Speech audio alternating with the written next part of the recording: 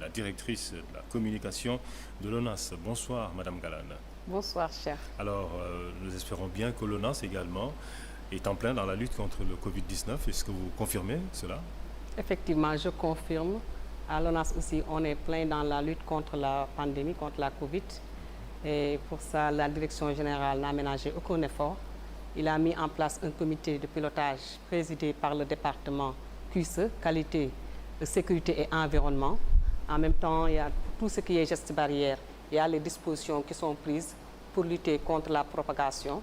Et également, nous avons eu à réaliser des spots pour sensibiliser aussi les gens. Et je vous dis aussi, par rapport à nos équipes d'intervention, les réactions sont encore plus rapides pour éviter toute stagnation d'eau ou en tout cas tout désagrément au niveau des zones où il y a des réseaux. Est-ce que cela rentre dans le cadre des opérations pré-hivernales que vous êtes en train de mener? Évidemment, ça rentre dans le cadre des OPH, parce que qui dit OPH dit curage, et qui dit curage dit désensablement, et forcément il y a un impact. Les eaux vont s'écouler, vont être évacuées rapidement, sans trop de difficultés. Vous en êtes où exactement avec ces opérations? Merci, cher. Donc, pour les OPH, je pense que vous-même, vous pouvez être témoin. Vous avez vu que depuis bientôt 2 mois, l'ONAS est plein dans les opérations pré-hivernage.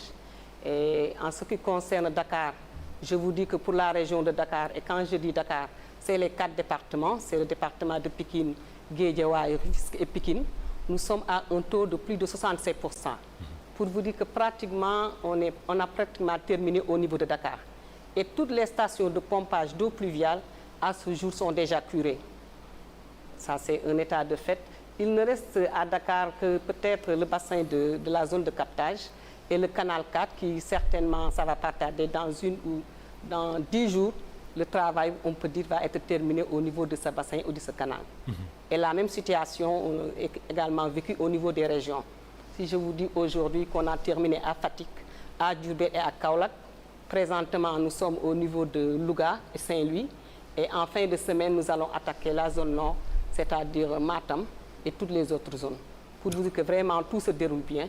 Et on espère en tout cas d'ici mi-juillet que toutes les dispositions, toutes les conditions sont réunies, en tout cas pour que l'hivernage se passe correctement, avec moins de désagréments. On voit aussi que votre travail est un peu compliqué à cause souvent quand même du comportement de certaines populations, pour mieux parler français. Évidemment, c'est vrai qu'on investit beaucoup. Il y a les OPH qui se déroulent, comme je vous l'ai dit, depuis bientôt 2 mois, mais certains problèmes font que souvent le travail reste vain. On n'arrive pas à avoir le résultat escompté. Et par rapport à ces contraintes, je peux en citer peut-être 3. Allez-y, oui. Il y a la gestion des ordures ménagères. Je pense que c'est un gros problème. Et là, peut-être je vais inviter les maires, les leaders communautaires. Je ne vais même pas me limiter aux maires, mais aux leaders communautaires de manière générale à nous accompagner. Ce n'est pas tout à l'égout, comme on a toujours l'habitude de le dire. Il ne doit avoir que de l'eau dans le réseau. Mais aujourd'hui, avoir ce qui sort des opérations pré-hivernales, comme ordures ménagères, tout ce qui sort comme sable, on sait qu'il y a un problème de comportement. Et vous allez à Pikine, à Saint-Louis, vous allez dans les autres villes, je ne peux pas tout citer toutes les villes, il y a un réel problème de gestion des ordures ménagères. Autre contrainte, c'est les branchements clandestins. L'année dernière, je ne sais pas si vous vous souvenez bien, il y a eu un problème sérieux au niveau de Ouakam. C'est ça. Et ce même problème, on le rencontre au niveau de Rudis, au niveau de Pikine. Peut-être on va citer ces 2 localités, mais le problème des branchements clandestins reste un problème crucial au niveau de l'ONAS. Autre contrainte, c'est l'empiètement du réseau. Vous savez, aujourd'hui, il suffit d'aller au niveau des HLM, au niveau des SICAP, pour voir qu'avec les extensions, le réseau est empiété carrément. Même pour faire des interventions, nos équipes ont des difficultés. Et ce serait regrettable qu'on puisse passer 2 mois d'opération pré-hivernage, que toutes les équipes soient mobilisées à Dakar et dans les régions, et qu'après, pour des problèmes de comportement, que le travail reste vain. C'est vrai. Et vous, au niveau de l'ONAS, vous avez des projets quand même? Bien sûr, on a beaucoup de projets. Je me demande, est-ce que je pourrais en citer les 5 minutes ou les 10 minutes que vous allez m'accorder vont me permettre d'en citer. Mais je vais essayer de faire l'économie. Bien sûr. Pour vous dire qu'en tout cas, vous me permettrez de reconnaître les efforts qui ont été consentis par les autorités sénégalaises.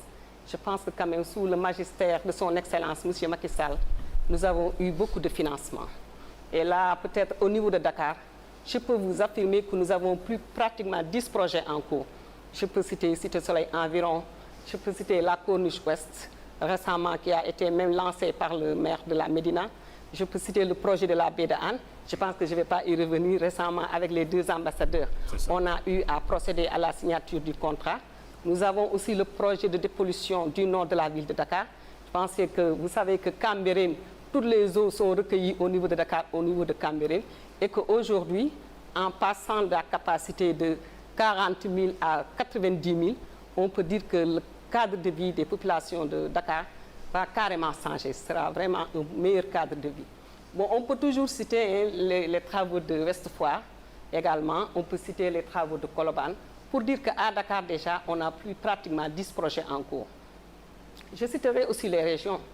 Les régions, on peut citer Matam, on peut citer Tamba, Ziguinchor, Fatick, Louga, Tivaouane, Touba, Kaolack, pour dire que vraiment on en a.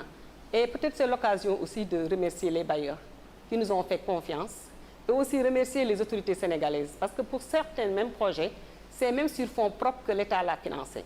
Je peux citer Kaffrine, je peux citer Médina Baye, je peux citer Sédhiou pour vous dire qu'en tout cas ces 10 dernières années, on se rend compte que vraiment nous avons beaucoup de projets et dans 1 an, 2 ans, je peux même dire la semaine prochaine, on va procéder peut-être à la réception des ouvrages au niveau de Cité Soleil. Et prochainement aussi pour les 10 villes, on procédera à l'inauguration des ouvrages dans 1 an, de tous les ouvrages pratiquement. Madame Galland, je vous remercie. Et je vous en prie. Je rappelle juste aux téléspectateurs que vous êtes la directrice de communication de l'ONAS. Merci infiniment à vous. Merci. L'actualité, c'est